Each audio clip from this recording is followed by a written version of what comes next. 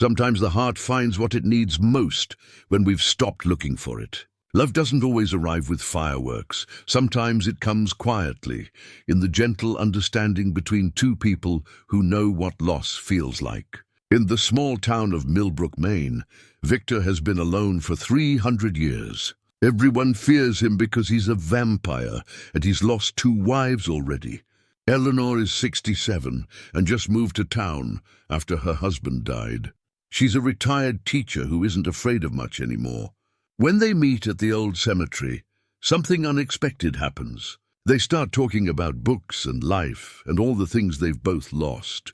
Soon they're taking evening walks together, 2 people who thought their time for love was over. Victor has never met anyone like Eleanor.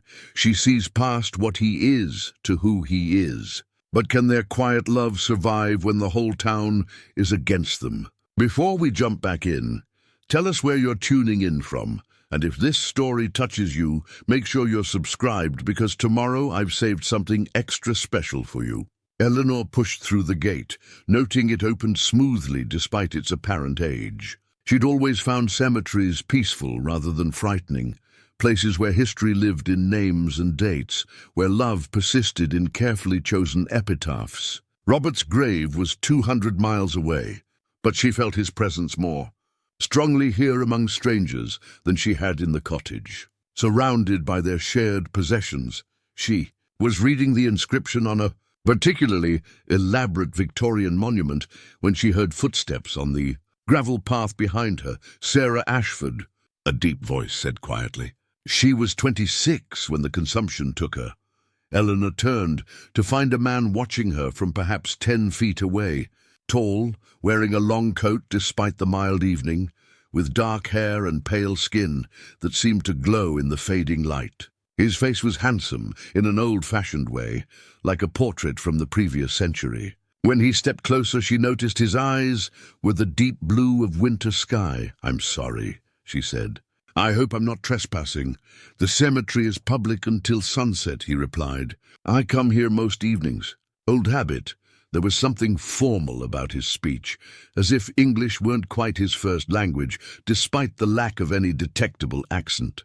Eleanor studied his face, noting the fine lines around his eyes, the slight silver at his temples. He looked perhaps 50, though something in his bearing suggested greater age. "I'm Eleanor Hayes," she said, extending her hand. "I just moved to town." He hesitated for a moment before taking her hand in his. His skin was cool, his grip gentle but firm. "Victor Ashford, welcome to Millbrook." The name sent a small shock through her. Mrs. Patterson's warnings echoed in her memory, but the man standing before her seemed nothing like the monster of local legend. "Careful, perhaps guarded, but not dangerous. Ashford," she repeated. "Like the inscription?" "My great-grandmother," he said smoothly. "Family plot." They stood in comfortable silence for a moment, 2 people sharing the peculiar intimacy of a graveyard at dusk. Eleanor found herself oddly reluctant to leave, and Victor seemed in no hurry to move along. "The flowers are lovely," she observed, noting the fresh roses placed at several graves. "I maintain the family plots," Victor explained. "Some of these stones date back 3 centuries. The town budget doesn't stretch to proper upkeep." "That's very kind of you." Victor's smile was slight but genuine. The dead deserve respect, regardless of how long they've been gone. As full darkness approached, he walked her back to the cemetery gates with old-fashioned courtesy. At the entrance, he paused. "I hope you'll find Millbrook welcoming. Mrs. Hayes, it's a good town despite what some people might tell you." "I'm sure it is," Eleanor replied, though she wondered if he'd somehow overheard Mrs. Patterson's earlier warnings. "Perhaps we'll meet again," Victor said, and something in his tone suggested he hoped they would. Eleanor walked home through streets now lit by vintage lampposts, her mind full of questions. Victor Ashford was certainly unusual. His formal manners, his obvious education, the careful way he'd chosen his words. But Mrs. Patterson's Gothic tales seemed absurd when measured against the gentleman who tended his family's graves and welcomed a stranger with quiet courtesy. That night, as she lay in her new bed listening to unfamiliar sounds, Eleanor found herself thinking not about the boxes still to be unpacked or the loneliness of her first night in Millbrook, but about winter blue eyes and the way Victor Ashford had said her name as if it was something precious. Outside her window, fog continued to roll in from the harbour, wrapping the town in soft silence.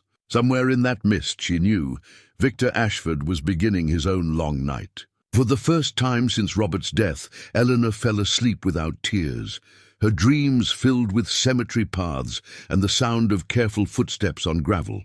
The crisis began on a Tuesday morning in early November, when 8-year-old Timothy Chen decided to test whether the mill pond had frozen solid enough to support his weight. The answer, unfortunately, was no. Eleanor was walking to the library when she heard the screams. A small crowd had gathered on the pond's bank, where Mrs. Chen knelt in the mud, reaching helplessly toward the dark water where her grandson had broken through the ice 20 feet from shore. The boy's head bobbed above the surface, his lips already blue with cold, his small hands scrabbling at ice that cracked and gave way with each desperate attempt to pull himself out.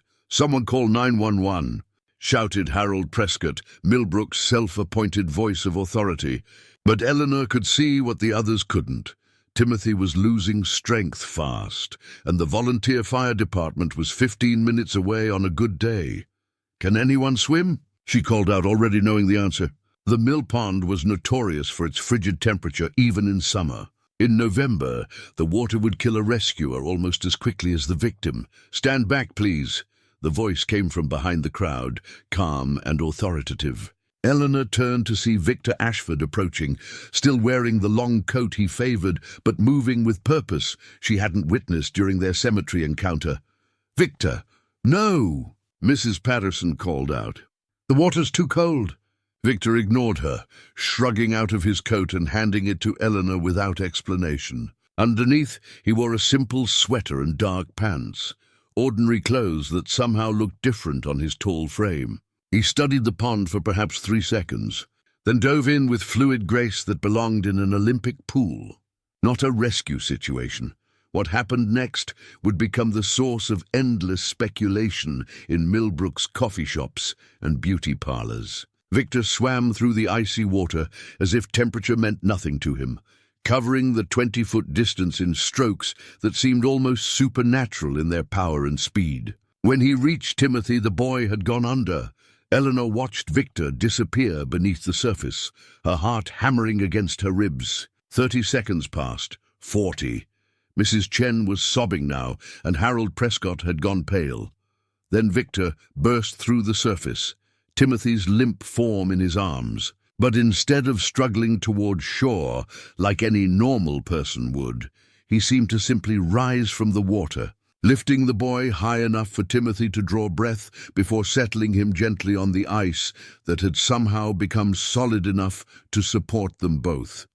"Take him!" Victor called out, his voice carrying easily across the water. Timothy was conscious now, coughing up pond water, but very much alive.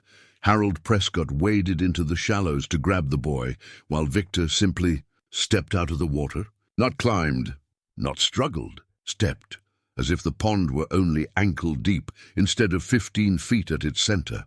Eleanor felt something fundamental shift in her understanding of the world. She'd seen impossible things in the space of 5 minutes, and the man standing before her, completely dry despite having been submerged moments before, was at the center of all of it. "How did you—" Harold began, then stopped, his face cycling through confusion, fear, and something approaching horror. Victor's expression remained calm, but Eleanor caught the moment when he realized what he'd revealed. His eyes found hers across the small crowd, and she saw resignation there, along with what might have been regret. "He needs medical attention," Victor said simply, wrapping Timothy in his coat. "Hypothermia can be delayed, but fatal." The crowd dispersed quickly after the ambulance arrived. Timothy was fine, cold and frightened but unharmed. Mrs. Chen tearfully thanked Victor before climbing into the ambulance with her grandson. But Eleanor noticed how she avoided meeting his eyes. By evening, the story had spread through Millbrook like wildfire, growing more fantastic with each telling. Victor had walked on water. Victor had breathed underwater for impossible lengths of time. Victor had somehow made the ice solid beneath his feet through supernatural means. Eleanor found herself defending him at Patterson's grocery store, where she'd gone for milk, and found herself in the middle of an impromptu town meeting. "What I saw," she said firmly, "was a man who saved a child's life while the rest of us stood around doing nothing." "What you saw," Harold Prescott replied, "was confirmation of what we've all suspected for years. Victor Ashford isn't human, Eleanor. And now he's not even trying to hide it." "That's ridiculous," Eleanor said, though her voice lacked conviction. "Is it?" Mrs. Patterson leaned forward conspiratorially. "Did you see him climb out of that water? Did you see him struggle with the cold like any normal person would? My grandmother always said the Ashfords weren't natural, and today proved it."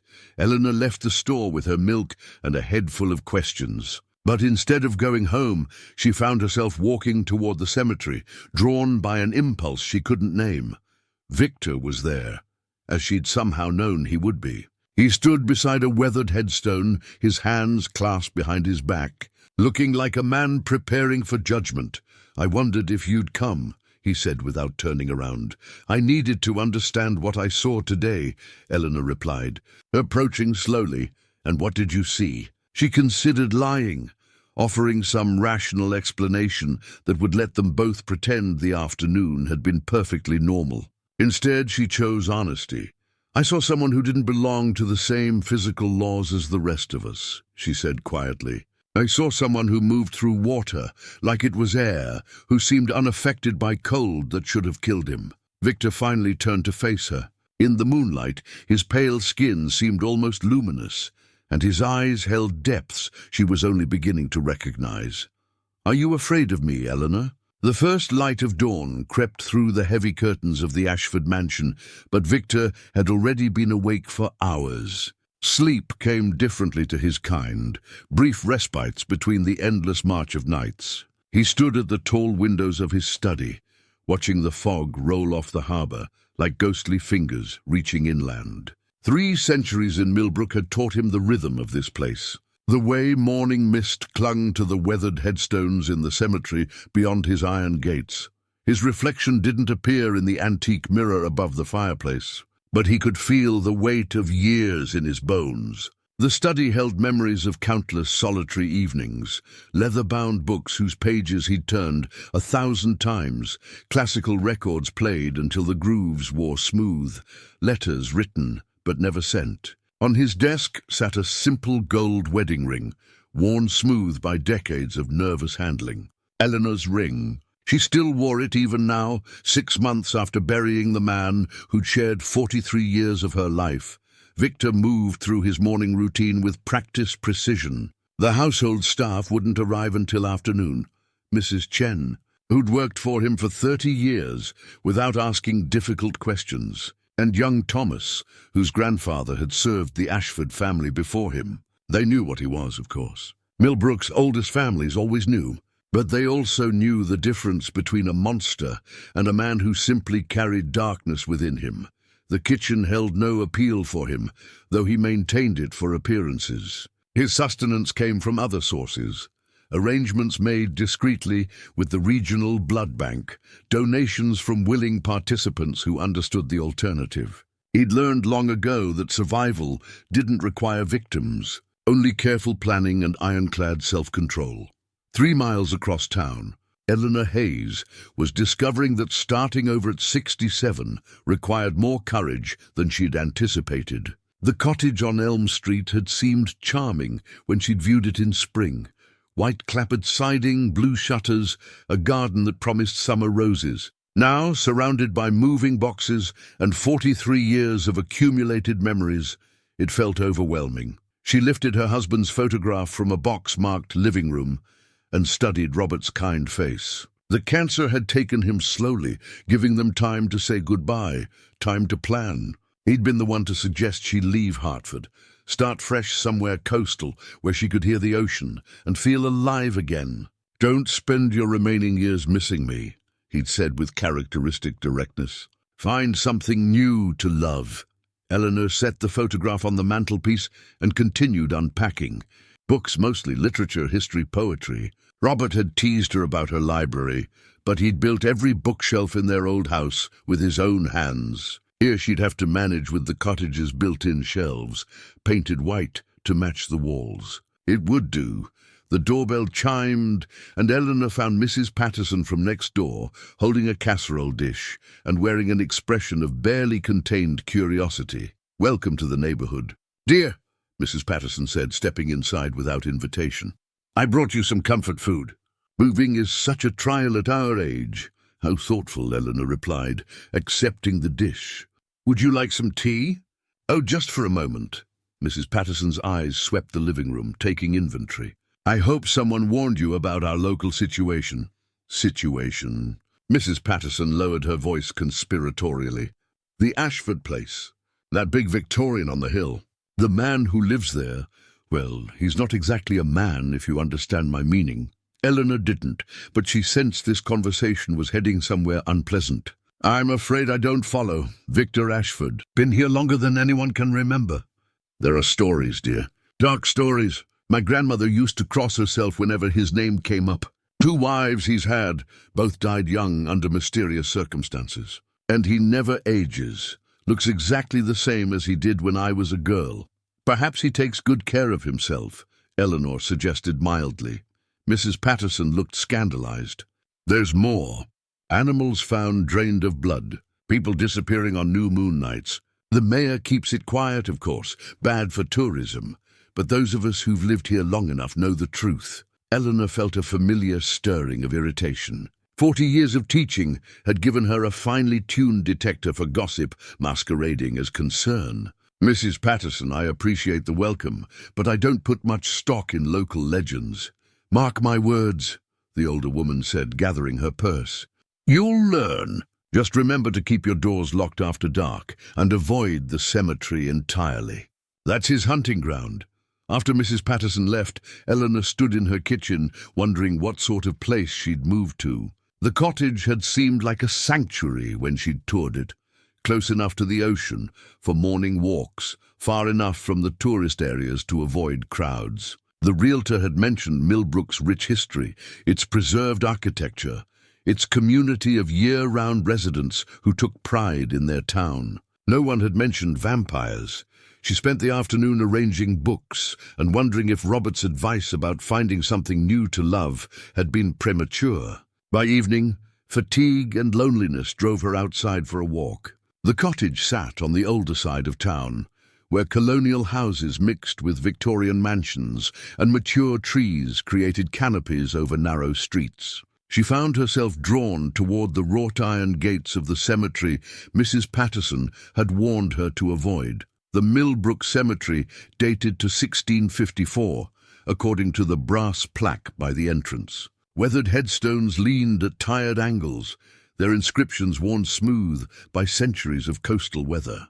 Evening fog was beginning to roll in from the harbor, softening the edges of monuments and turning the cemetery into something from a Gothic novel. The question hung between them like a bridge she could choose to cross or burn. Eleanor thought about Timothy Chen, alive because of this man's impossible rescue. She thought about the roses carefully placed on forgotten graves, about the gentle way Victor had taken her hand during their first meeting. "I should be," she said finally. "But I'm not. You should be," Victor replied, his voice heavy with centuries of self-recrimination. "I've been many things over the years, Eleanor. Not all of them good. Tell me." The words came out more as a plea than a demand. Eleanor realized she was standing at a crossroads, not just in this conversation, but in her life. She could walk away now, return to her cottage and her books and her carefully ordered existence. Or she could step forward into whatever truth Victor Ashford was offering. "I was born in 1692, Victor said simply. "Changed in 1721. I've been what your neighbors would call a vampire for 304 years. Eleanor absorbed this information with surprising calm. Perhaps impossible rescues were good preparation for impossible confessions. "And your wives?" she asked. Pain flickered across Victor's features. "Sarah died of consumption in 1753. I couldn't save her, couldn't share my blood without damning her to this existence. Catherine was killed in 1847 by a carriage accident. I was away on business, trying to establish investments that would support us for decades to come. You loved them. With everything I had, Victor confirmed.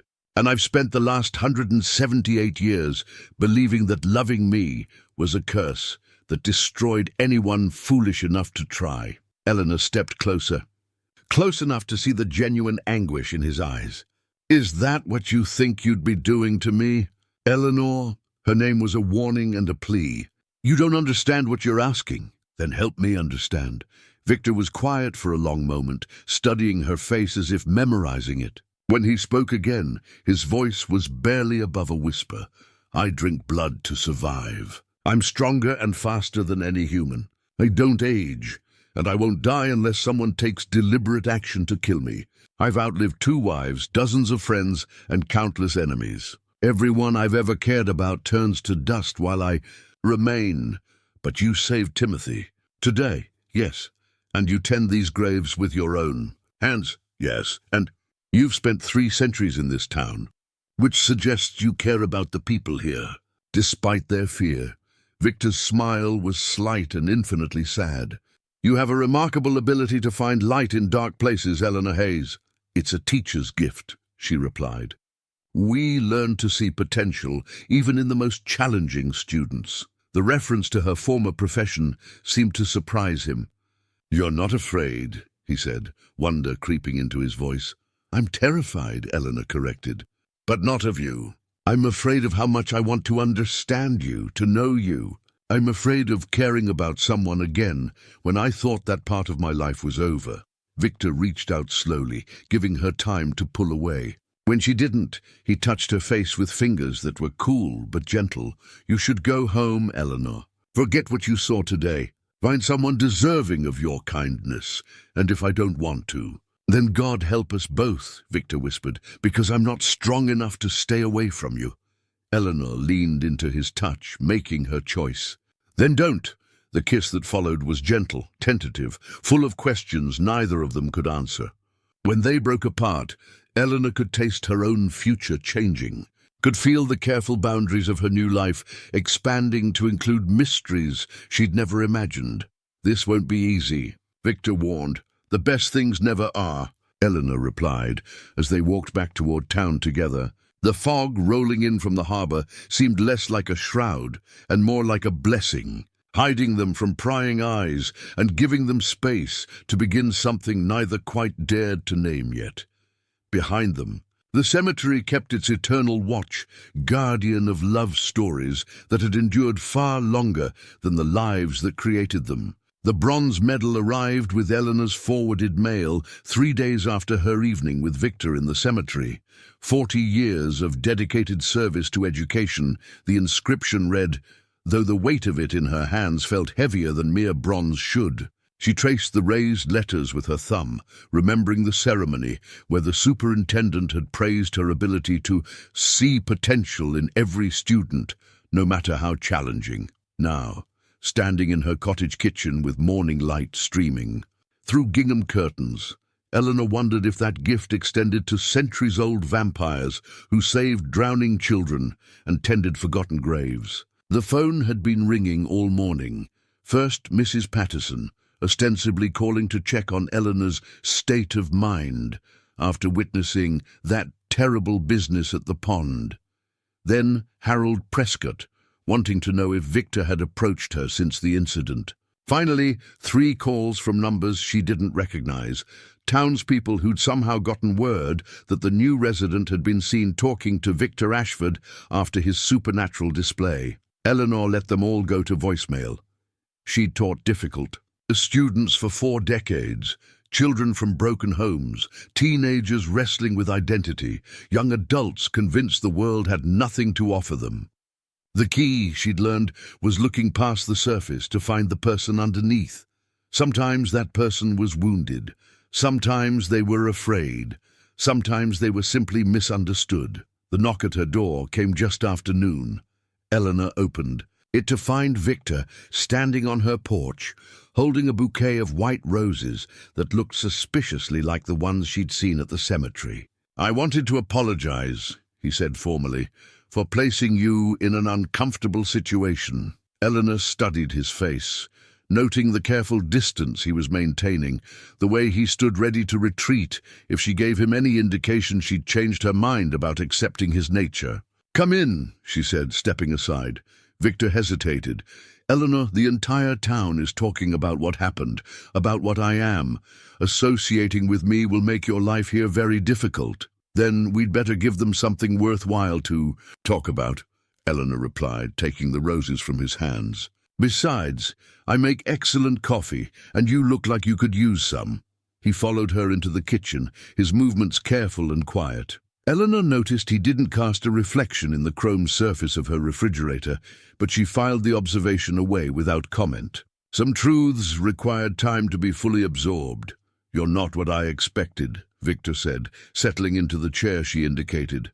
"What did you expect? Screaming, running, perhaps a call to whatever authorities handle supernatural threats these days." Eleanor poured coffee for herself and set a cup in front of Victor, though she suspected he wouldn't drink it. "I spent 40 years dealing with teenagers who thought they were monsters. The real thing is almost refreshing in its honesty. You're comparing me to your students? In some ways, yes." Eleanor sat across from him, noting how the morning light caught the silver in his dark hair.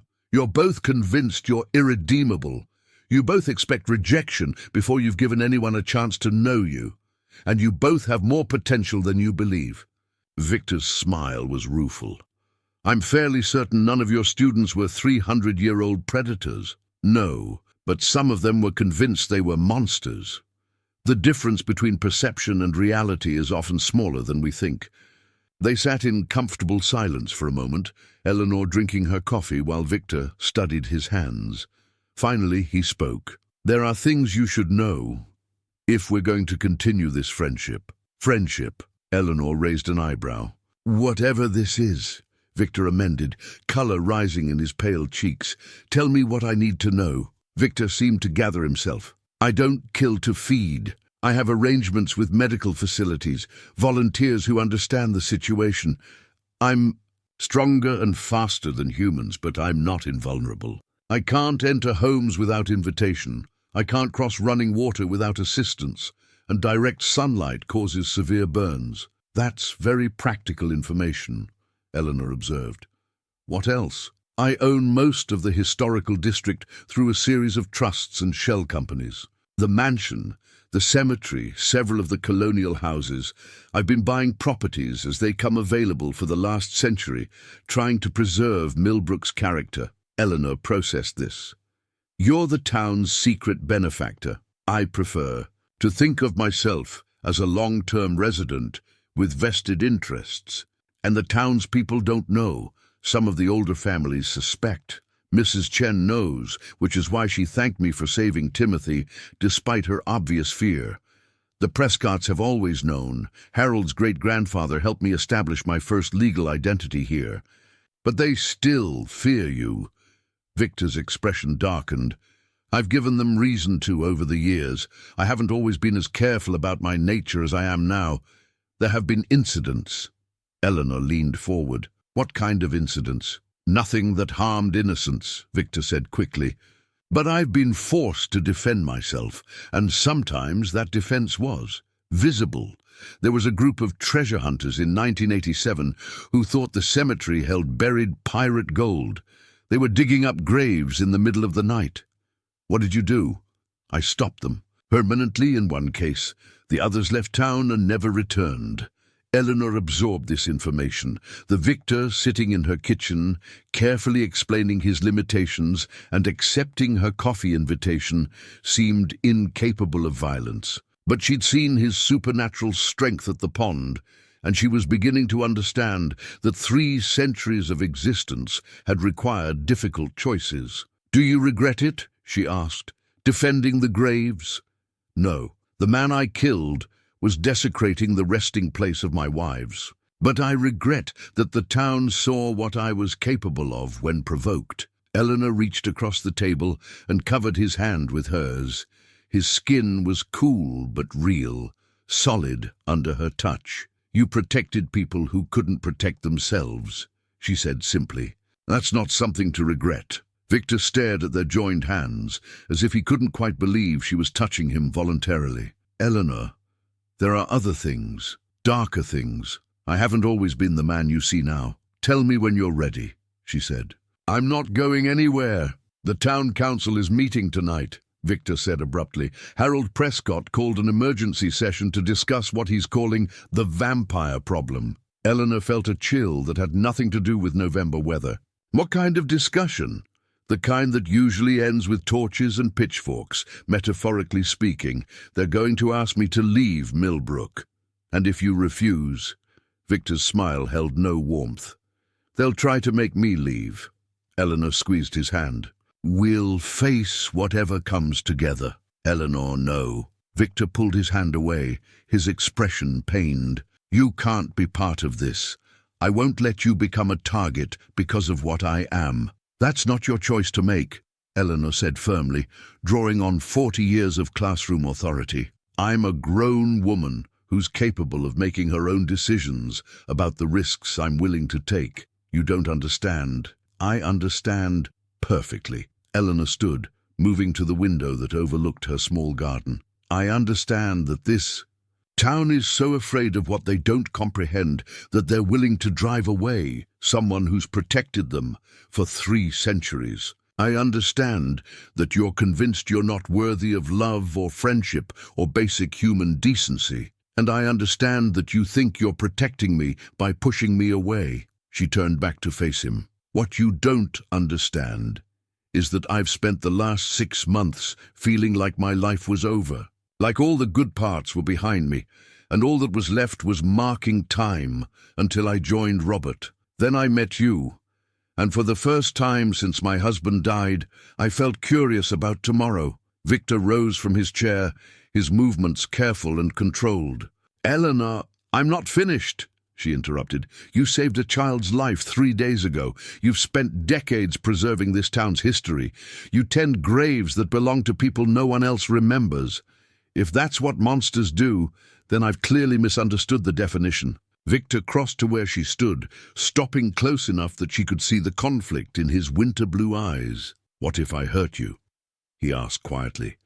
"What if you don't?" The question hung between them like a promise. Finally, Victor reached up to touch her face, his fingers tracing the line of her cheek with infinite gentleness. "I've forgotten how to hope," he whispered. "Then let me remember for both of us," Eleanor replied. This time, when he kissed her, there was nothing tentative about it. This was a man claiming something precious, something he'd convinced himself he didn't deserve. And Eleanor kissed him back with the fierce determination of a woman who'd learned that second chances were gifts not to be wasted. When they broke apart, Eleanor rested her forehead against his. "Whatever happens tonight at that meeting," she said, "you won't face it alone." "Eleanor, no arguments. I may be new to this town, but I'm not new to standing up for what's right." Victor's smile was soft and wondering. "What did I do to deserve you?" "You saved a little boy's life," Eleanor said simply. "Everything else is just details." The music box sat on Victor's mantelpiece like a shrine to memory, its delicate porcelain ballerina frozen in an eternal pirouette. When wound, it played Chopin's Nocturne in E-flat major, the same piece Sarah had hummed while working in their garden 2.5 centuries ago. Eleanor discovered it on her first evening at the mansion, 3 days after the town council meeting that had gone. Exactly as Victor predicted, Harold Prescott had stood before the gathered residents of Millbrook and officially declared Victor Ashford a threat to public safety. The vote to ask him to leave had been unanimous among those present, though Eleanor noticed several familiar faces conspicuously absent from the proceedings. Mrs. Chen hadn't attended, nor had the librarian, the postmaster, or any of the families whose children had played safely in Millbrook's streets for generations under Victor's unseen protection. Eleanor had risen during the public comment period and delivered a speech that Robert would have been proud of. Measured, logical, and completely ineffective. Fear, she'd learned, was rarely swayed by reason. Now, watching Victor's long fingers move across the piano keys with the skill of centuries, Eleanor began to understand the true depth of her decision to stand with him. The music filled the mansion's parlor with melancholy beauty, each note precisely placed yet somehow spontaneous, as if the melody were flowing directly from his heart. "Sarah taught me this piece," Victor said, without looking up from the keys. "She insisted that a gentleman should have musical accomplishments beyond singing tavern songs." Eleanor settled into the leather armchair beside the piano, a glass of wine warming in her hands. The mansion felt like stepping into a museum where she was the only visitor. Persian rugs worn soft by centuries of use, oil paintings in heavy frames, furniture that had been crafted by masters whose names were lost to time. "Tell me about her," Eleanor said. Victor's hands stilled on the keys. "Are you certain you want to hear about my dead wife?" "I want to know the man I'm falling in love with," Eleanor replied simply, the words emerging before she could second-guess them. Victor turned on the piano bench to face her, his expression unreadable. "Eleanor, I know it's too soon to say things like that," she continued, feeling heat rise in her cheeks. "But I've learned that life is too short to waste time pretending we feel less than we do." "Life is too short," Victor agreed quietly. "Which is why you shouldn't spend yours on someone who will watch you age and die while he remains unchanged." Eleanor sipped her wine, considering her words carefully. "When Robert was diagnosed, the doctor gave him 6 months. We had 3 years. Some of our friends thought we should spend that time traveling, checking items off bucket lists, making grand gestures. Instead, we spent most of it sitting in our kitchen, drinking coffee and talking about books." Eleanor. "I'm not finished," she said, borrowing his habit of gentle interruption. "Those 3 years were some of the happiest of our life together because we'd stopped taking each other for granted. Every morning felt like a gift. Every conversation mattered. Every touch was precious because we knew it was limited." Victor's eyes held a pain so deep it made Eleanor's heart ache. "You're asking me to love you while knowing I'll have to watch you die." "I'm asking you to let me love you while I'm alive," Eleanor corrected. "Whether that's 5 years or 25 years, it's time we could spend together instead of alone." Thunder rumbled overhead, and rain began pattering against the tall windows. Victor rose from the piano bench and moved to the fireplace, where he stood with his back to her, staring into flames that cast dancing shadows across the room. "Sarah was 22 when we married," he said finally. "The daughter of a minister, raised to believe in redemption and second chances. She knew what I was from the beginning. I couldn't bear the thought of deceiving her." Eleanor waited, sensing the weight of memory in his words. She was dying when I met her. Consumption had already begun its work. I thought I could save her, that my blood might cure what physicians couldn't. But vampire blood doesn't heal disease. It only transforms the host if they're dying. Sarah refused the transformation. She said she'd rather have 1 honest year as herself than an eternity as something else. And Catherine. Victor's shoulders tensed. Catherine was different. Older when we met, widowed, practical. She accepted my nature, as she might accept any other unusual circumstance of marriage. We had 15 years together before the accident. He turned back to Eleanor, his face etched with old grief. "I loved them both completely, and I failed them both. Sarah died in my arms, wasting away while I held her. Catherine died alone on a Boston street while I was in New York. Conducting business I thought was more important than staying by her side." Eleanor set down her wine and went to him, placing her hands on his chest, where she could feel the slow, steady beat of his heart. It was slower than a human heartbeat, but stronger, like the rhythm of ocean waves. "You didn't fail them," she said firmly. "You loved them. You gave them the best years they had. And when you're lying in a hospital bed, dying by inches while I sit helplessly beside you, will you feel the same way?" Eleanor looked up into his face, seeing not the supernatural creature that terrified Millbrook, but a man who'd carried grief for longer than most people lived. "Victor, I'm 67 years old. I've buried my husband, my parents, most of my friends from college. I know exactly how this story ends, with or without you. The only question is whether I spend my remaining years hiding from love because I'm afraid of eventual loss, or whether I embrace what we could have together. Victor's hands came up to frame her face, his touch gentle despite his strength. I can't promise I won't break your heart. I can't promise I won't break yours either, Eleanor replied. Love is always a risk. The only real choice is whether we think it's worth taking. The kiss that followed was different from their previous encounters. Deeper, more certain, filled with the recognition that they were choosing each other despite the obstacles. When they broke apart, Victor rested his forehead against hers. The town council gave me 2 weeks to leave Millbrook, he said quietly. And what did you tell them? That I've been here longer than any of them have been alive, and I'm not leaving because of their fears. Eleanor smiled. Good, because I just bought curtains for the cottage, and I'm not moving again. Victor's laugh was soft and surprised. You realize that associating with me will make you a pariah here. Then it's fortunate I never much cared about being popular. Outside, the storm was intensifying, rain lashing against the windows with increasing fury. Victor led Eleanor to the sofa, where they settled together as naturally as if they'd been sharing evenings for years instead of days. Play something else, Eleanor requested, curling against his side. Victor moved to the piano without releasing her hand, pulling her with him to sit beside him on the bench. His fingers found the keys again, this time picking out a melody Eleanor recognized from her childhood, Debussy's Clair de Lune, soft and dreamy as the rain outside. My mother used to play this, Eleanor said, watching his hands move across the keys with unconscious grace. I'll play it for you whenever you want to hear it, Victor promised. And in those words, Eleanor heard the future they were choosing together. Quiet evenings, shared music, the simple intimacy of two people who'd found each other when they'd stopped looking.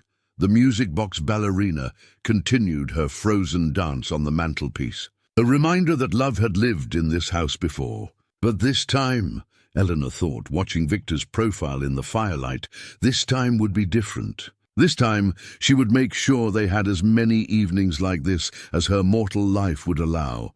And for a man who'd learned to measure time in centuries, that would have to be enough. The Ashford family Bible lay open on Victor's desk, its leather binding cracked with age, its pages thin as butterfly wings. Between the records of births, deaths, and marriages, pressed flowers marked the passages that had mattered most to him across 3 centuries. A rose from Sarah's wedding bouquet, forget-me-nots from Catherine's funeral, and now, though Eleanor didn't yet know it, a sprig of rosemary from her cottage garden, for remembrance. Eleanor discovered the Bible on a grey December morning when Victor was showing her through the mansion's library, explaining the careful systems he'd developed to preserve documents that predated the town's official records. She'd been running her fingers along the spines of first editions when the Bible's worn binding caught her attention. "May I?" she asked, and Victor nodded. Though she caught the flicker of vulnerability in his expression, the genealogy pages told a story of careful reinvention. Victor Ashford had officially died in 1721, followed by his son, Victor Ashford Jr. in 1775, then his grandson, Victor Ashford III in 1834. The pattern continued through the centuries, each generation carefully documented to maintain the illusion of a family line rather than the immortality of a single man. The legalities of eternal life, Victor explained, settling into the chair beside her. Identity documents, property transfers, inheritance laws. It all requires paperwork that assumes mortality. Eleanor studied a faded photograph tucked between the pages, a daguerreotype of a young woman with dark hair and serious eyes.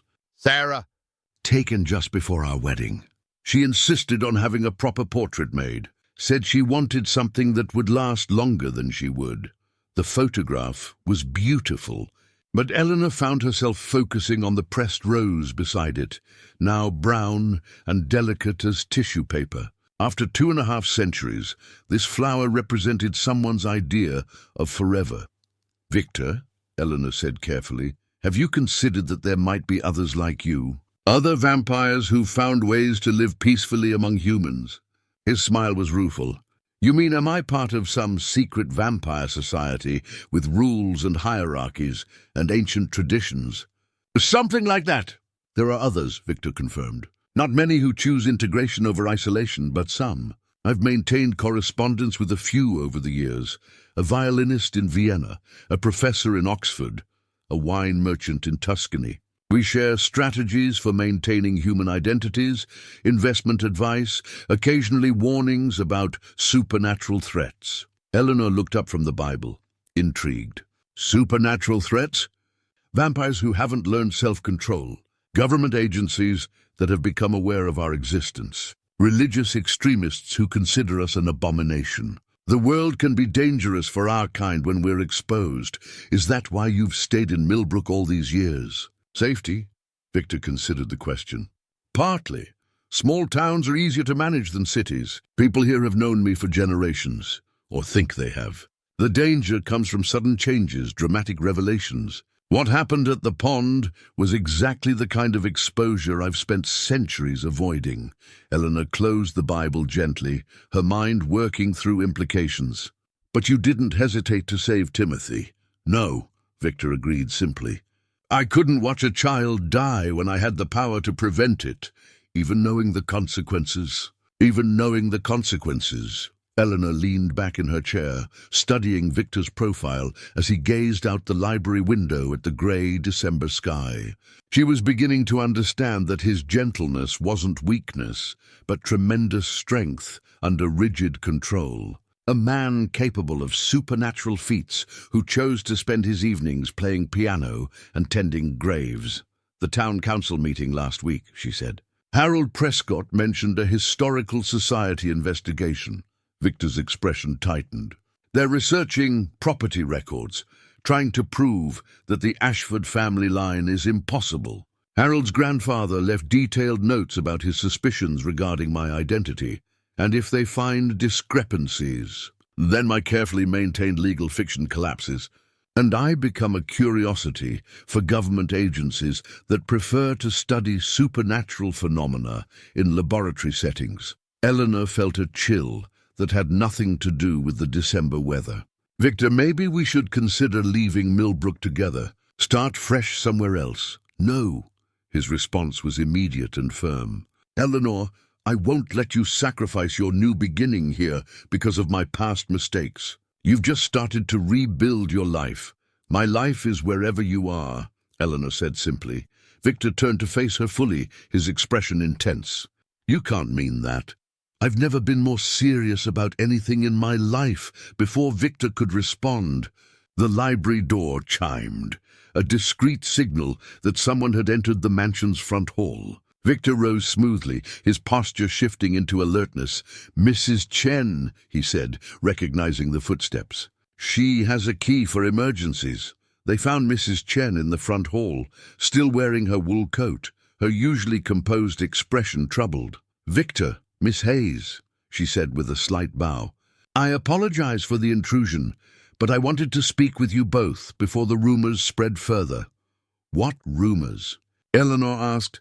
The town council voted yesterday to hire private investigators. They want to research Victor's family history, his property holdings, anything that might provide grounds for legal action. Victor's jaw tightened.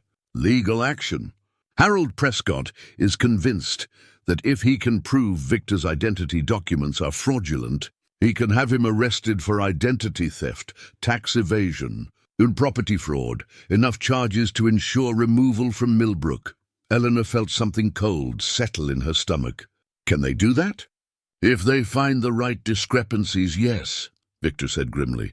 I've been careful, but 3 centuries of documentation leaves many opportunities for inconsistencies. Mrs. Chen stepped closer, lowering her voice. There's more. Some of the younger families are talking about taking matters into their own hands if the legal approach fails. They're calling it protecting their children. What kind of action? Eleanor demanded. "The kind that involves fire and wooden stakes," Mrs. Chen replied quietly. "My grandson is alive because of Victor, but fear makes people forget gratitude." Victor moved to the window, his hands clasped behind his back in a gesture Eleanor was learning meant he was thinking through multiple scenarios at once. "How long do we have?" he asked. "The investigators arrive next week." "The unofficial group is meeting tomorrow night to finalize their plans." Eleanor felt her teacher instincts engaging, the same calm focus that had helped her manage classroom crises for 40 years. "Then we need to get ahead of this." "Eleanor, no," Victor said without turning around. "I won't have you involved in—" "Too late," Eleanor interrupted. "I'm already involved. The question is whether we handle this reactively or take control of the narrative ourselves." Mrs. Chen looked between them with obvious curiosity. "What are you thinking, Miss Hayes?" Eleanor moved to Victor's side, slipping her hand into his. "I'm thinking it's time Millbrook learned the whole truth about their vampire. Not just the fears and legends, but the reality of who you are and what you've done for this town." "Eleanor," Victor said quietly, "if we do this, there's no going back. You'll be permanently associated with me in everyone's mind." "Good," Eleanor replied firmly, "because I plan to be permanently associated with you in reality." Mrs. Chen smiled for the first time since entering the mansion. "My grandmother always said the Ashford family was protected by more than just money and time. I think she would have liked you, Miss Hayes." As evening approached and Mrs. Chen prepared to leave, Eleanor found herself studying the Bible again, thinking about the pressed flowers that had survived longer than the people who'd chosen them. Love, she realized, wasn't about time. It was about intensity, depth, the courage to choose connection despite inevitable loss. "Victor," she said as they walked Mrs. Chen to the door, "tomorrow night, when that group meets to plan your destruction, I think we should attend." "Attend?" "As invited speakers," Eleanor clarified. "It's time Millbrook met us as a couple. Time they understood that love doesn't always look the way they expect, but it's still worth protecting." Victor stared at her with an expression of wonder and terror. "You want to face down an angry mob armed with supernatural weapons?" "I want to face down ignorance with truth," Eleanor corrected. "Besides, I've handled worse crowds. You should see what parents' night looks like when report cards go home. Despite everything," Victor laughed, a sound of pure surprise and delight that echoed through the mansion's halls like music. "What did I do to deserve you?" he asked. "You chose to save a child's life instead of protecting your secret," Eleanor replied. "Everything else is just details." Eleanor's grandmother's locket had traveled from Ireland to Boston in 1889, carried by a woman who believed that strength passed through generations like blue eyes or stubborn chins. Now it rested against Eleanor's throat as she stood before the Millbrook Historical Society, surrounded by photographs, documents, and testimonies that painted a very different picture of Victor Ashford than the one whispered in the town's coffee shops. She'd spent 3 days researching, driven by the same methodical thoroughness that had made her an effective teacher. What she'd discovered had surprised even Victor. "The 1918 influenza pandemic," Eleanor said, addressing the packed meeting room.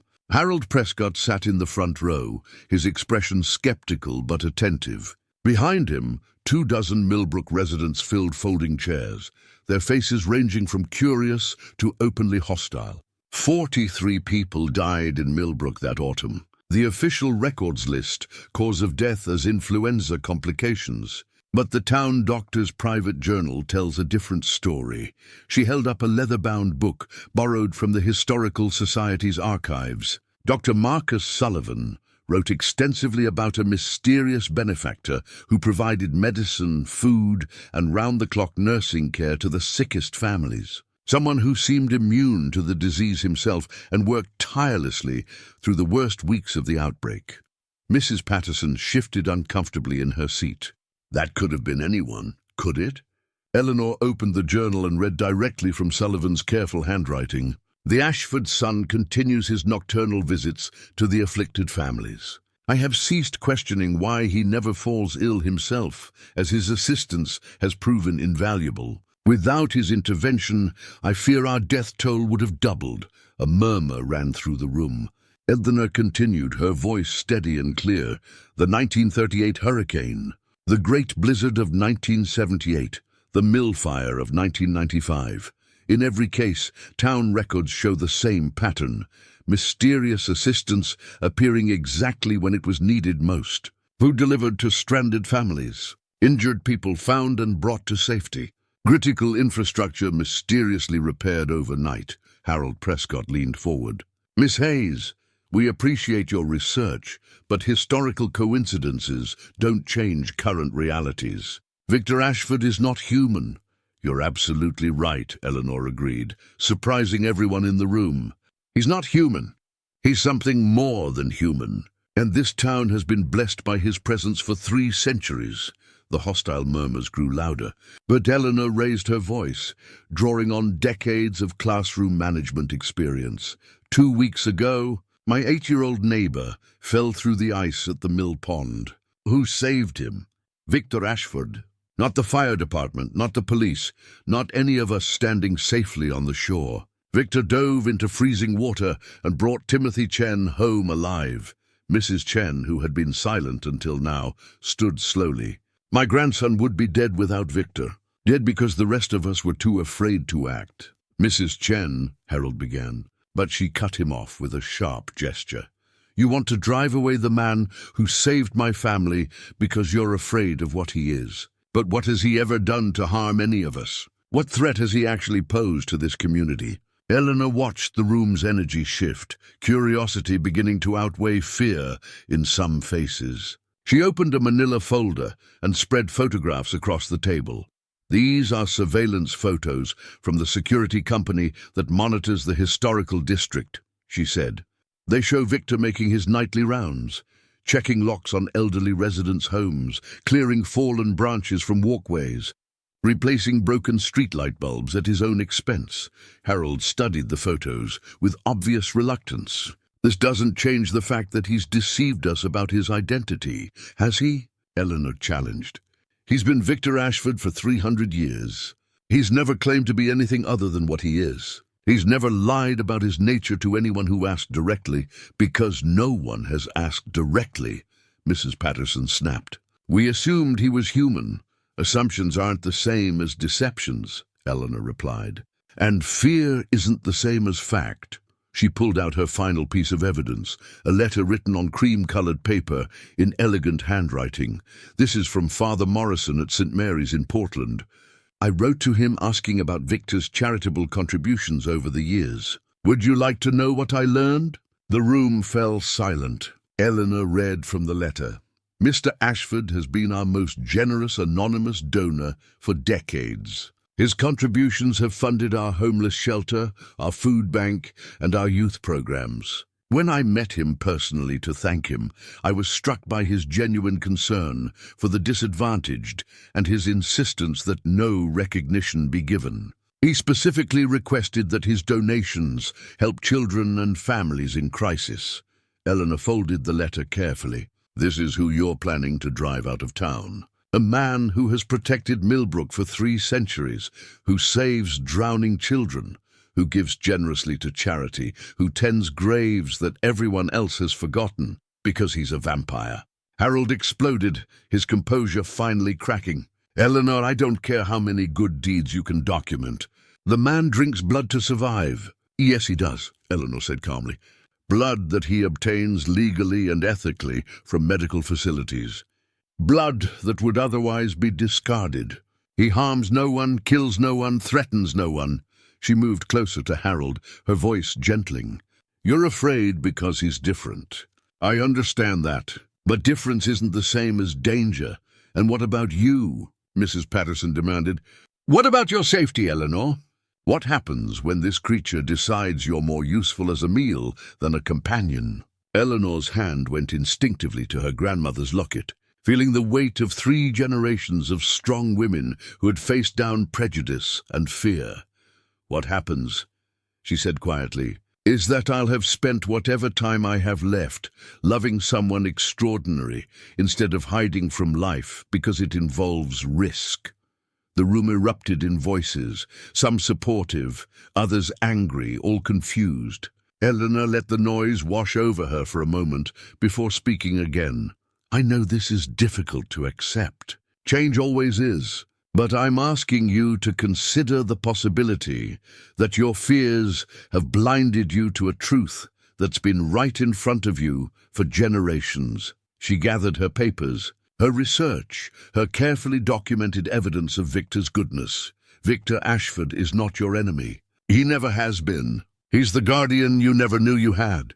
The protector who asked for nothing in return except the right to exist peacefully among you.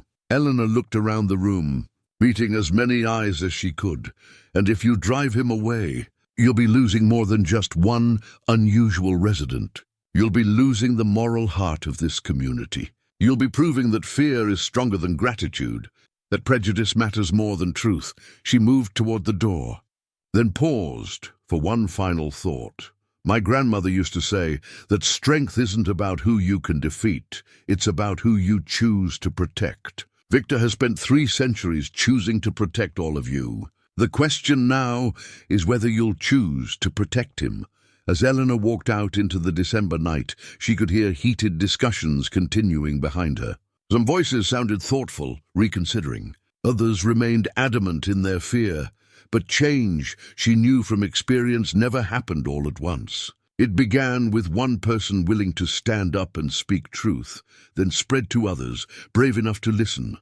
Tomorrow she and Victor would learn whether truth had been enough. The Salem witch trial documents were yellow with age, their edges brittle as autumn leaves. Eleanor found them in a banker's box hidden behind Victor's desk, filed under a label that read simply Massachusetts Bay Colony, Legal Proceedings. 1692, 1693.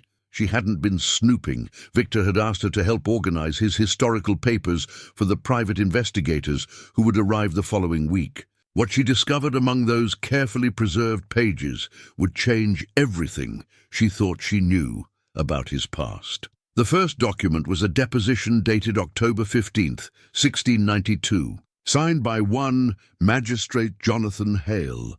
Eleanor's hands trembled as she read the formal language describing accusations of witchcraft against several women in Salem Village. But it wasn't the accusations that made her breath catch. It was the signature at the bottom of the page, written in a hand she'd learned to recognize. "Victor Ashford, witness for the defense." "Victor," she called, her voice tight with excitement and confusion. He appeared in the library doorway within moments, moving with the supernatural speed she was still growing accustomed to. "Eleanor, what is it?" She held up the document. "You were at the Salem witch trials." Victor's expression went carefully blank. "Where did you find that?" "In the box you asked me to organize." "Victor, this says you testified in defense of accused women. You were trying to save them." Victor crossed to where she sat, his movement slow and reluctant. "Eleanor, there are things about that time that I've never told anyone. Things I'm not proud of." "Then tell me now." Victor sat heavily in the chair beside her, his hands clasped so tightly his knuckles were white. "I was 29 in 1692, still human, still believing that reason and justice would prevail over superstition and fear. When the accusations began, I thought I could help by speaking truth to authority." Eleanor studied his face, seeing pain that went deeper than his usual careful grief. "What happened?" "I testified for 7 women. All of them were innocent. I knew because I'd lived in that community my entire life, knew their characters, their families, their faith. I thought my word as a landowner, as a man of some standing, would carry weight, and did it." Victor's laugh was bitter. 5 of the 7 were hanged anyway. The other 2 died in prison while awaiting trial. My testimony meant nothing against the hysteria that had taken hold.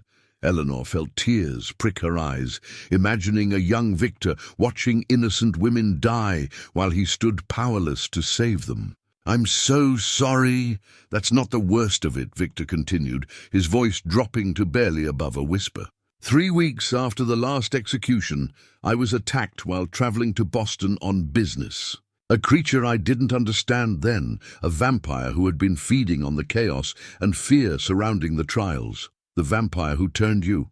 Matthias Blackwood. He told me later that he'd been watching me, amused by my attempts to save the condemned women. He said I had a hero complex that would serve him well.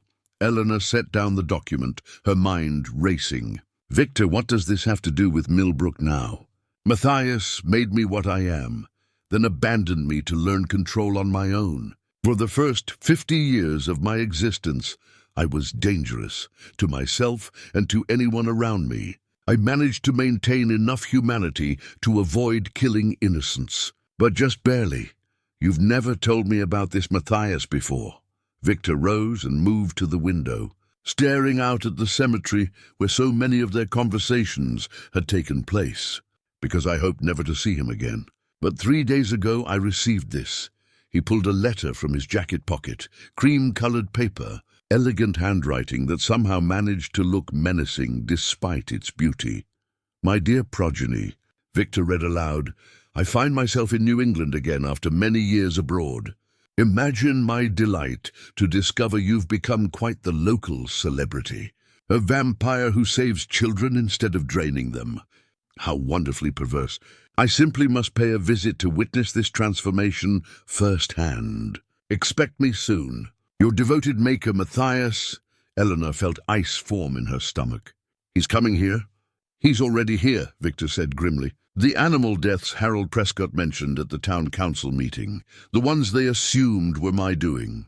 That's Matthias. He's been hunting in the woods around Millbrook for at least a week, getting closer to town each night. Why didn't you tell me? Victor turned back to her, his expression tortured. Because I hoped I was wrong. Because I prayed he would lose interest and move on. Because I know what he's capable of, and I couldn't bear the thought of you being in danger because of me. Eleanor stood, moving to his side. What does he want? To destroy everything I've built here. To prove that vampires are monsters by nature, that my attempts at peaceful coexistence are simply elaborate self-deception. And how would he do that? Victor's hands clenched into fists. By killing people I care about. By forcing me to choose between protecting innocence and maintaining my secret. By creating exactly the kind of crisis that would prove the town's fears were justified all along. Eleanor felt pieces clicking into place with horrible clarity. The investigation, the private detectives, the town's sudden determination to drive you away. Matthias has been here longer than a week, Victor realized, his voice filled with growing horror. He's been manipulating events, feeding information to Harold Prescott, stirring up fears that were already present. Victor, what aren't you telling me? He met her eyes, and she saw 3 centuries of accumulated guilt and fear. Matthias doesn't just kill randomly. He chooses victims specifically to cause maximum psychological damage to his targets. And right now, Eleanor, you're his most obvious choice. Eleanor felt the world tilt slightly. But her teacher's instincts kicked in, the same calm focus that had helped her handle crisis after crisis in the classroom. Then we need to get ahead of this. Eleanor, no. I'm taking you somewhere safe tonight, and then I'm going to end this once and for all. Absolutely not. Eleanor's voice carried 40 years of classroom authority. Running away won't solve anything. It will just confirm everything the town believes about you. I don't care what the town believes if it keeps you alive. Well, I care, Eleanor said firmly. I care because this is our home now. These are our neighbors, and I'll be damned if I let some 300-year-old bully destroy what we're building here. Victor stared at her with an expression of wonder and terror. Eleanor, you don't understand what you're suggesting. Matthias has spent centuries perfecting the art of psychological torture. He knows exactly how to break people. Then it's fortunate that I spent 40 years dealing with bullies, Eleanor replied. They're all the same, really. They pick on people they think are weak, and they run when someone stands up to them. This isn't a troubled teenager, Eleanor. This is a creature who has killed more people than you could imagine. Eleanor moved closer, taking his face in her hands. Victor, listen to me. I've lived 67 years without hiding from difficult truths. I'm not going to start now. She pulled out another document from the box, a letter in Victor's handwriting. Dated 1693. You wrote this the year after the trials, she said, reading from the faded ink. I have seen what fear can do to good people, how it can turn neighbors against each other, how it can make rational people commit atrocities. If I survive this transformation, if I can learn to control what I've become, I swear I will spend my existence protecting innocence from the kind of hysteria that claimed so many lives here." Victor's eyes filled with tears he couldn't shed. "Eleanor, you've kept that promise for 300 years, she said softly. "You've protected this town, these people, even when they feared you, even when they tried to drive you away. You've been exactly the man you promised to become, and now Matthias is going to destroy it all. Only if we let him," Eleanor said firmly. "But I have a different plan, Eleanor. We're going to tell the town the truth, all of it, about the witch trials, about Matthias, about the real danger they're facing. And then we're going to let them choose. Do they want the vampire who's protected them for centuries, or the one who's come to destroy them?" Victor pulled her against him, holding her so tightly she could barely breathe. "What if they choose wrong?" "Then we'll face whatever comes together," Eleanor said simply. "But at least we'll have given them the chance to choose based on truth instead of fear." Outside, night was falling over Millbrook, and somewhere in the darkness, Matthias Blackwood was preparing his next move. But for the first time since receiving that elegant, threatening letter, Victor felt something other than despair. He felt hope. The silver cross burned against Victor's palm as he held it, blessed metal searing supernatural flesh, while he tested his tolerance for pain. Eleanor watched from across the library, her face pale but determined as they prepared for a confrontation that could destroy everything they'd built together.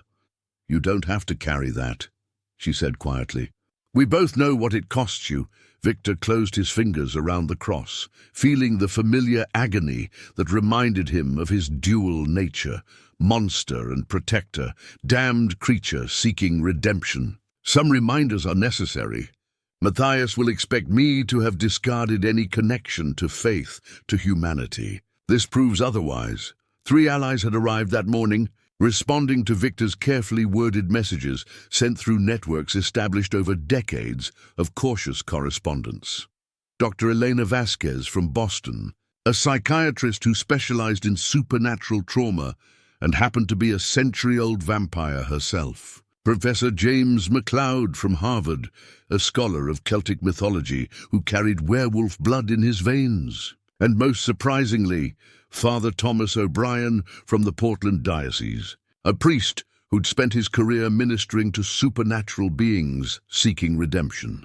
Eleanor had watched Victor's tension ease slightly, as these old friends embraced him with genuine affection, treating him not as a dangerous creature but as a valued colleague. For the first time since Matthias's letter arrived, she saw hope flicker in Victor's eyes. "The town meeting is set for tomorrow night," Dr. Vasquez reported, settling into one of the library's leather chairs.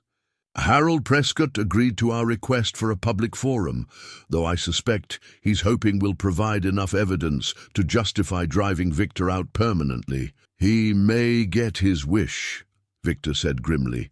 "If this goes wrong, if Matthias manages to turn the town against me completely, I want all of you gone before the violence begins." "Victor," Professor MacLeod's Scottish accent grew thicker with emotion, "we've been friends for 60 years. Do you really think we'd abandon you now? I think I won't be responsible for getting you killed because of my past mistakes." Father O'Brien spoke for the first time since arriving, his voice carrying the authority of someone accustomed to hearing confessions and offering absolution. "Victor, you've spent 3 centuries believing that becoming a vampire was God's punishment for your failure to save those women in Salem. But what if it was actually preparation for this moment? Preparation. You've learned control, compassion, the discipline of protecting rather than praying. Matthias represents everything you chose not to become.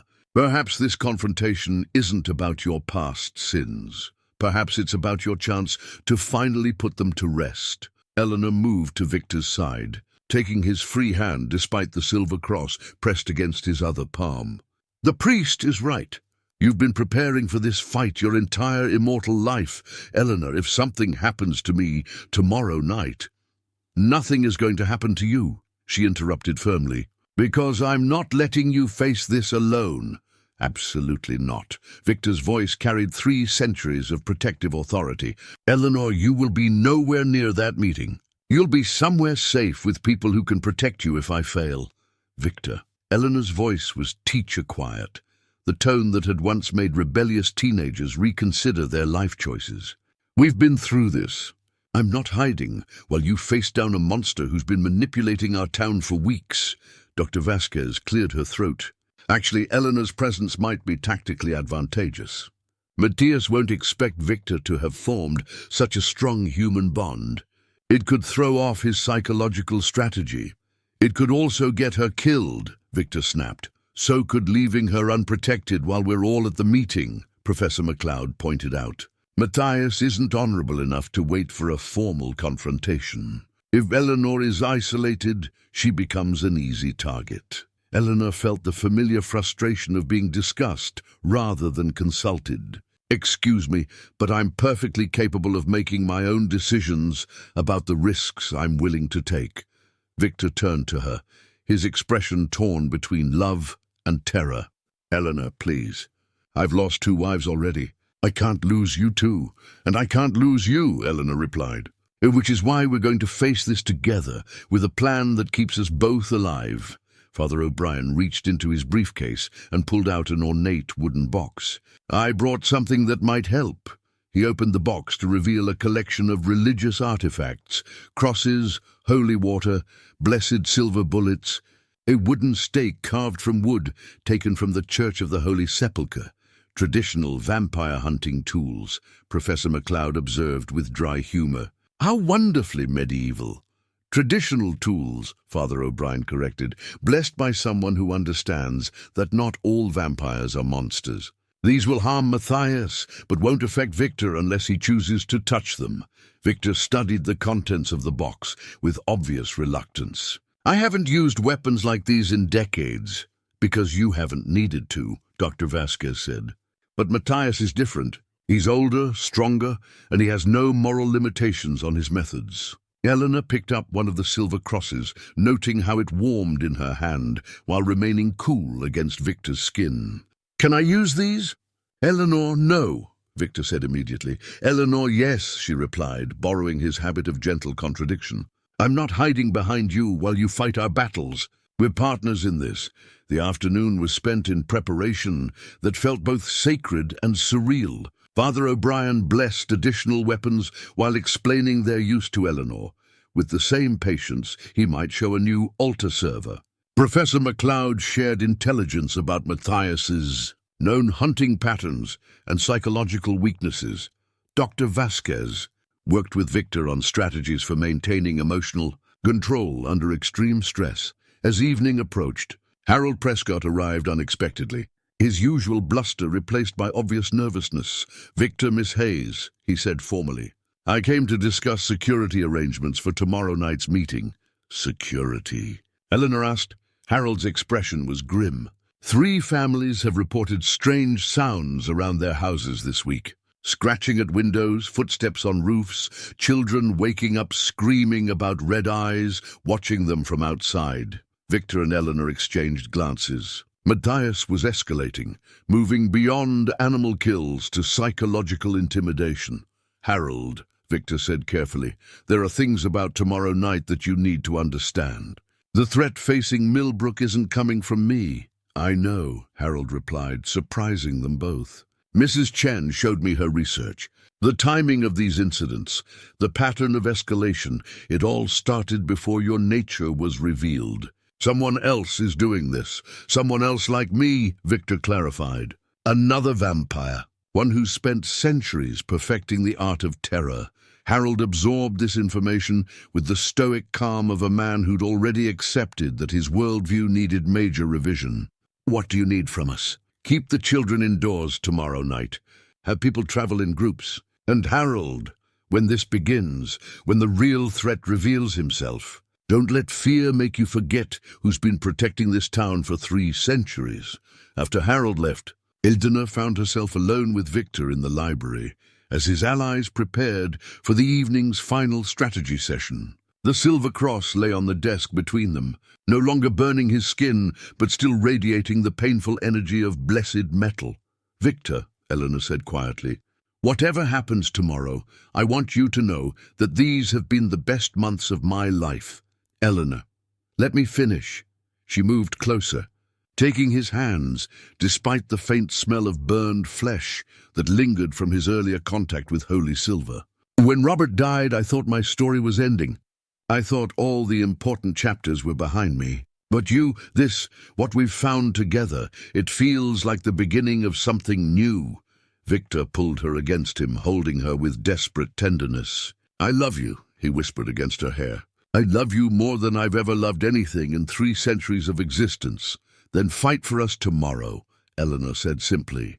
"Fight for what we could have, for the life we're building, for all the evenings we haven't shared yet." "I will," Victor promised. "But Eleanor, if things go wrong—" "They won't. But if they do—" Eleanor silenced him with a kiss that tasted of silver and blessed water and the salt of tears that might have been hers or his. When they broke apart, she rested her forehead against his. "If things go wrong," she said quietly, "we'll face whatever comes next together. But Victor, they won't go wrong. I have faith in you, in us, in the love that brought us together." Outside, night was falling over Millbrook, for what might be the last time either of them would see it as home. But inside the mansion's library, surrounded by 3 centuries of carefully preserved history, Eleanor and Victor held each other and prepared to write a new chapter, one that would determine not just their future, but the soul of the community they'd both learned to love. The silver cross lay between them on the desk, no longer a symbol of pain but of choice, the choice to fight for redemption, for love, for the possibility that monsters could become heroes when they found something worth protecting. Tomorrow would bring Matthias, confrontation, and the moment of truth that would define the rest of their existence. Tonight, they had each other, and for 2 people who'd learned to measure love in the space between heartbeats, that was enough. The Millbrook Town Charter hung in its frame behind the podium where Eleanor stood, its 1692 text barely visible in the lamplight but somehow still radiating the authority of 3 centuries. Few people in the packed community center knew that the document contained clauses about supernatural protection and otherworldly guardians, provisions, written by founders who understood that survival sometimes required accepting help from unexpected sources. Eleanor had discovered those clauses that morning while researching the town's legal foundation for tonight's confrontation.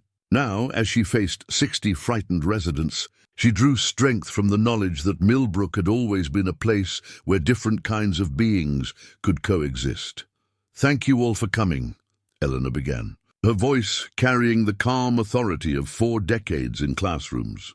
"I know many of you have questions about recent events, about Victor, about the strange occurrences that have frightened your families this week." Harold Prescott sat in the front row, flanked by the other council members. Behind them, Eleanor could see Mrs. Chen with her grandson, Timothy, the Pattersons, the librarian, the postmaster, neighbors who'd become her community in the months since Robert's death. "Before we begin," Eleanor continued, "I want you to understand that what you're about to hear will challenge everything you think you know about safety and danger, about monsters and heroes." Victor entered through the side door exactly as they'd planned, moving with deliberate calm, despite the tension Eleanor could see in his shoulders. Dr. Vasquez, Professor MacLeod, and Father O'Brien followed him, taking positions around the room's perimeter. "Many of you know Victor Ashford as the man who saved Timothy Chen from drowning," Eleanor said. "Some of you know him as the owner of the historical district properties. Others know him only through rumors and legends passed down through generations." A murmur ran through the crowd. Mrs. Patterson called out, "We know he's not human." "You're right," Eleanor replied calmly. "Victor is a vampire. He's been one for over 300 years. He's also been this town's protector for that entire time." The room erupted in voices, some frightened, some angry, some merely confused. Eleanor waited for the noise to subside before continuing. But Victor is not the vampire you need to fear. 3 weeks ago, another vampire came to Millbrook. One who hunts children instead of protecting them. One who kills for pleasure instead of surviving on donated blood. His name is Matthias Blackwood, and he's been manipulating events in this town to turn you against your guardian. Harold leaned forward. Miss Hayes, do you have proof of these claims? Eleanor nodded to Dr. Vasquez, who stepped forward with a folder full of documents. Police reports from Boston, Portland, and Bar Harbor. 3 other coastal towns where Matthias spent time in the last year. In each case, animal mutilations escalated to missing persons cases. In each case, the local vampire, the one trying to live peacefully among humans, was blamed for the crimes. And in each case, Professor MacLeod added, his Scottish accent lending gravity to his words. The towns drove out their protectors and were left defenseless when the real predator revealed himself.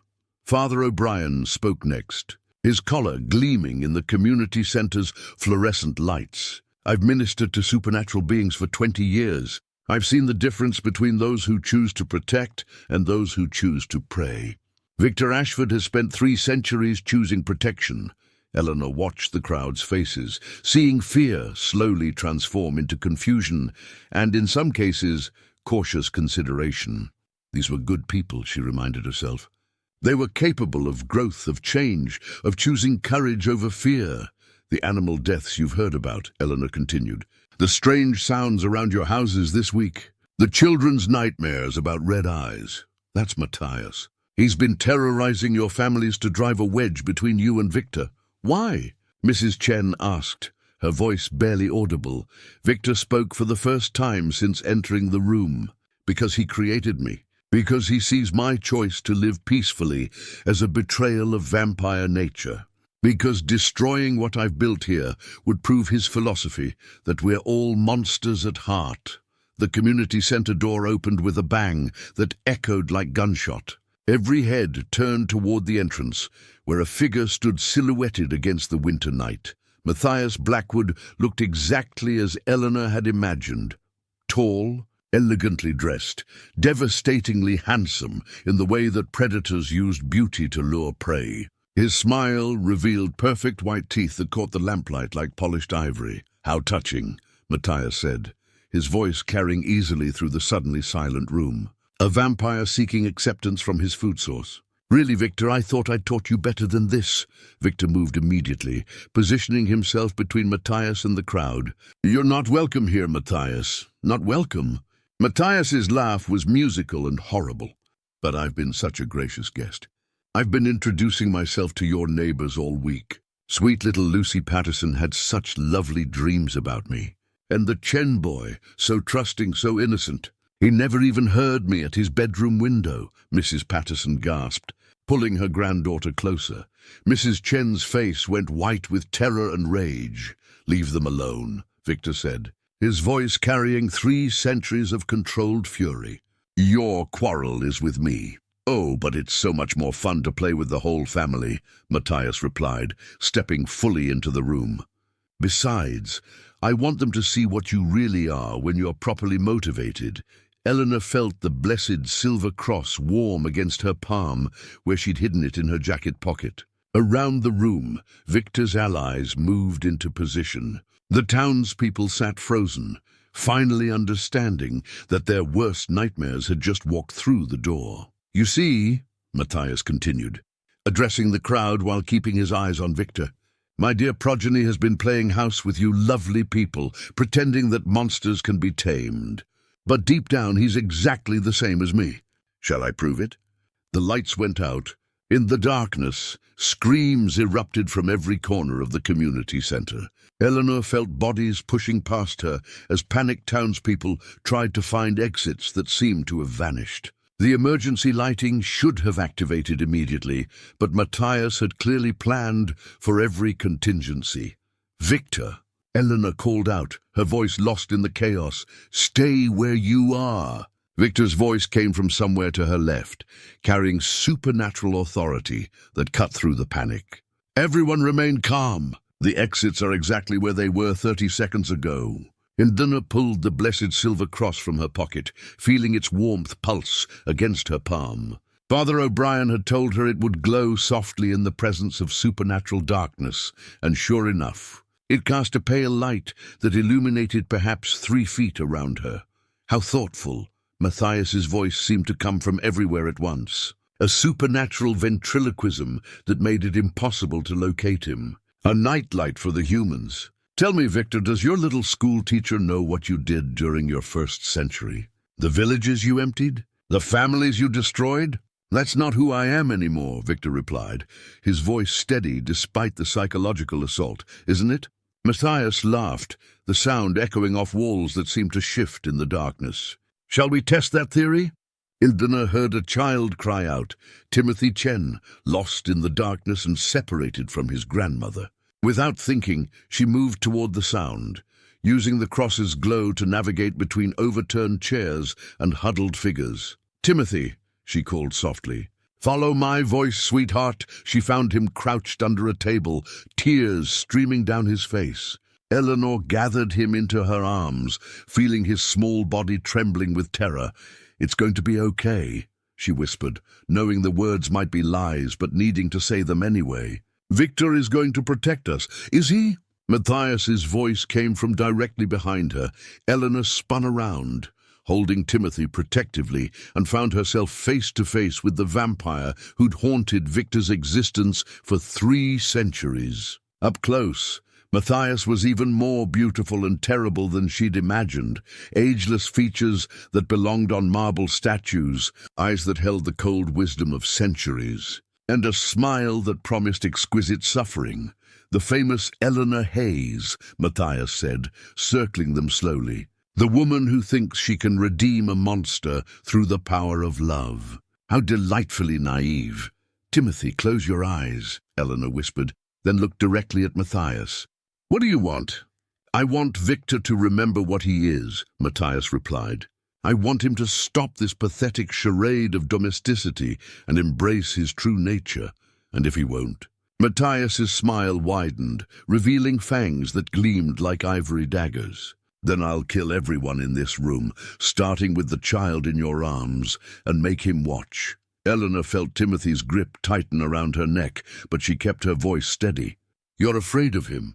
Matthias's expression flickered with surprise. Excuse me?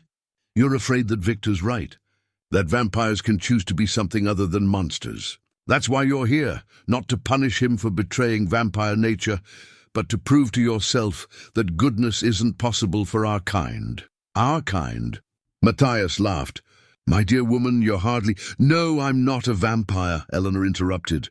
But I am someone who's learned that monsters and heroes aren't different species, they're different choices. And you're terrified that Victor's choices make yours look like what they really are, cowardice. Matthias's beauty twisted into something ugly. Clever words from someone about to die. The attack came faster than Eleanor could process. One moment Matthias was standing 3 feet away. The next, he was reaching for Timothy with claws that could tear through flesh like paper. The silver cross blazed in Eleanor's hand, its blessed light suddenly brilliant as a star. Matthias shrieked and jerked backward, his perfect features contorting in pain and rage. Impossible, he snarled. Mortal hands can't channel that kind of power. Eleanor stared at the cross, feeling warmth flow through her like sunlight. Maybe they can, when they're protecting someone they love. Victor appeared out of the darkness like an avenging angel, moving with speed that made Matthias look slow. The 2 vampires collided with supernatural force, their impact shaking the building's foundation. Around the room, emergency lights finally flickered on, revealing townspeople huddled together in groups, watching in terrified fascination as their protector battled their tormentor. Get them out of here! Victor shouted to his allies as he grappled with Matthias. Dr. Vasquez and Professor McLeod began herding people toward the exits, but many remained frozen, unable to look away from the supernatural combat unfolding before them. Eleanor saw Harold Prescott helping Mrs. Chen to her feet, saw Mrs. Patterson clutching her granddaughter while staring at the battle with obvious recognition. These people were finally seeing the truth, not just about Victor's nature, but about his character. Matthias broke free from Victor's grip and turned toward Eleanor with renewed fury. "If I can't have him, I'll destroy what he loves." But as Matthias lunged forward, something unexpected happened. Harold Prescott stepped into his path, holding one of Father O'Brien's blessed silver bullets like a talisman. "You want to hurt people in my town," Harold said, his voice shaking but determined. "You'll have to go through us first." Mrs. Chen appeared beside him, then Mrs. Patterson, then the librarian. One by one, the people of Millbrook formed a protective circle around Eleanor and Timothy, facing down a monster with nothing but ordinary human courage and the growing understanding of who truly deserved their loyalty. Matthias stared at them in disbelief. "You're protecting a vampire?" "We're protecting our neighbor," Harold replied simply. For the first time in Eleanor's presence, Victor smiled, an expression of pure wonder and joy that transformed his entire face. The community he'd guarded for 3 centuries was finally guarding him in return. Matthias saw it too, and his rage became something primal and desperate. "If you won't let me destroy him through fear, then I'll destroy him through grief." The final attack began. 6 months later, the new town welcome sign gleamed in the morning sun, its fresh paint still bright enough to catch the eye of travelers entering Millbrook from the coastal highway. "Millbrook, where all are welcome," it proclaimed in elegant script with smaller text below, noting the town's founding date and population. What the sign didn't mention, but what every resident now understood, was that all truly meant all, human and supernatural alike. Eleanor adjusted her simple white dress for the 3rd time, standing before the full-length mirror in the mansion's master bedroom that had become hers over the winter months. The dress was nothing fancy. She'd never been one for elaborate ceremonies, but the pearl necklace Robert had given her for their 20th anniversary felt right for this occasion. Some traditions deserved to be honored, even in the most unconventional of circumstances. "You look beautiful," Victor said from the doorway, resplendent in a charcoal suit that made his winter blue eyes even more striking. "Though I still can't quite believe this is happening." Eleanor turned to face him, noting how the morning light streaming through the windows no longer sent him reaching for the heavy curtains. Dr. Vasquez had introduced him to a specialist in supernatural physiology who'd developed a treatment that allowed vampires to tolerate moderate sunlight exposure. Not enough for beach vacations, Victor had joked, but sufficient for morning walks and outdoor weddings. "Having second thoughts?" Eleanor asked, though his expression suggested anything but doubt. "Only about whether I deserve this much happiness," Victor replied, crossing to take her hands in his. 6 months ago, I was preparing to leave Millbrook in exile. Now I'm about to marry the woman I love, in a ceremony officiated by the same town council that voted to banish me. The transformation hadn't happened overnight. After Matthias's defeat, accomplished through a combination of blessed weapons, supernatural allies, and the unexpected courage of ordinary townspeople, Millbrook had needed time to process what they'd learned about their longtime guardian. Some families had left town, unable to reconcile their fears with the new reality. But most had stayed, gradually coming to understand that safety sometimes wore unexpected faces. Harold Prescott's change of heart had been the most dramatic. The man who'd led the charge against Victor now served as his most vocal defender, telling anyone who'd listen how the vampire had risked his own existence to protect people who'd shown him nothing but suspicion and fear. "Are you ready?" Eleanor asked, though she was really asking herself the same question. "I've been ready for 300 years, Victor replied. "I just didn't know what I was waiting for." They walked down the mansion's grand staircase together, past portraits of Victor's previous wives that no longer filled Eleanor with jealousy, but with gratitude. Sarah and Catherine had loved this man when love required even greater courage than it did now. Their memory blessed rather than threatened what Victor and Eleanor had found together. The ceremony was held in the cemetery where they'd first met, among headstones that chronicled 3 centuries of Millbrook's history. Father O'Brien had agreed to officiate despite the theological complications of marrying a vampire to a mortal woman. "Love is love," he'd said simply, "and God's grace extends further than most people imagine." The guest list was small but meaningful. Mrs. Chen sat in the front row with Timothy, who'd appointed himself Eleanor's honorary grandson and took his duties seriously. The Prescotts were there, along with Dr. Vasquez, Professor McLeod, and a dozen townspeople who'd moved beyond fear to acceptance, to genuine affection for the unlikely couple.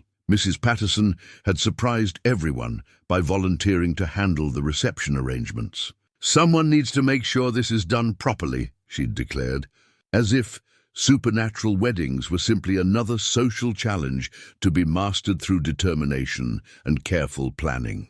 The vows they exchanged were simple, written in Eleanor's steady handwriting and memorized by both of them. No promises of "till death do us part." That phrase held different meaning for couples where one partner measured time in decades and the other in centuries. Instead, they promised to love completely for whatever time they had, to face challenges together, to build something beautiful from the unexpected gift of finding each other when both had stopped looking for love. When Father O'Brien pronounced them husband and wife, Victor's kiss tasted of morning coffee and forever, of choices made and futures embraced. The small crowd applauded with the enthusiasm usually reserved for much grander occasions, because everyone present understood they were witnessing something rare, proof that love could bloom in the most unlikely circumstances. The reception was held in the community center, where 6 months earlier they'd faced down Matthias and the town's fears. Now the same space hosted tables laden with Mrs. Patterson's famous apple pie, Mrs. Chen's dumplings, and a wedding cake that Harold Prescott had personally driven to Portland to collect. Eleanor found herself surrounded by well-wishers, accepting congratulations from people who'd become neighbors, friends, family. Timothy Chen presented her with a drawing he'd made of her and Victor dancing, their figures surrounded by hearts and flowers and what appeared to be a very friendly-looking vampire bat. "It's beautiful, sweetheart," Eleanor said, hugging the boy who'd started it all by falling through ice and giving Victor a chance to reveal his true nature. "Are you going to have kids?" Timothy asked with the directness of 8-year-olds everywhere. Eleanor and Victor exchanged glances across the room. They discussed this, of course, the biological impossibilities, the ethical complications, the question of whether their love story needed traditional endings to be complete.